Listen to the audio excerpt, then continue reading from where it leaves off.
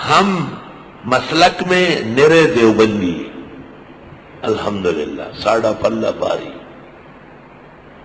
اور فقہی نظر میں حنفی ہے، امام اعظم اور ان کے اصحاب کے قیاس و اجتہاد کے پابند ہے، اور اصلاً نسلاً اہل سنہ والجماعہ، جمہور تابعین و صحابہ کے متبع، والحمدللہ علی ھذا۔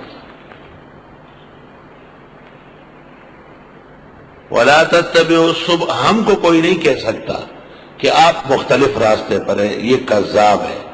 ہم شیخ الہند، شیخ الاسلام مولانا حسین احمد، امام الازہر انور شاہ، حاکم الامت مولانا اشرف علی کے منہج اعتدال پر ہے۔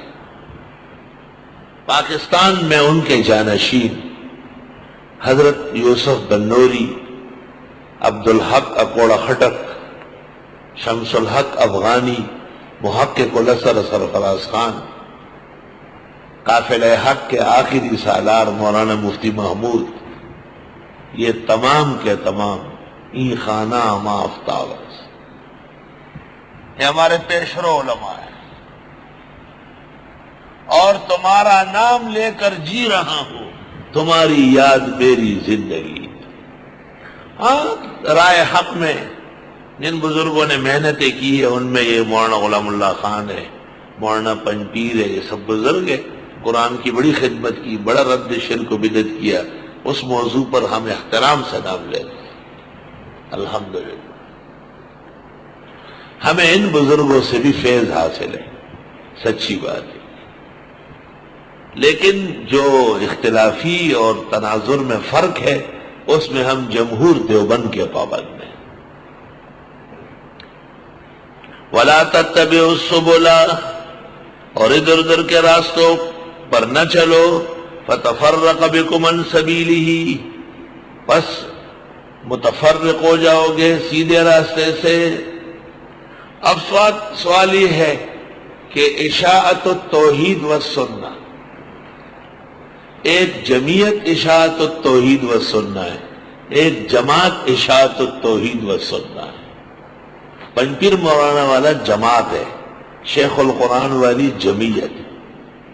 اب میں پوچھتا یہ ہوں کہ یہ جو تنظیم بنی ہے یہ دینی ہے یا سیاسی ہے؟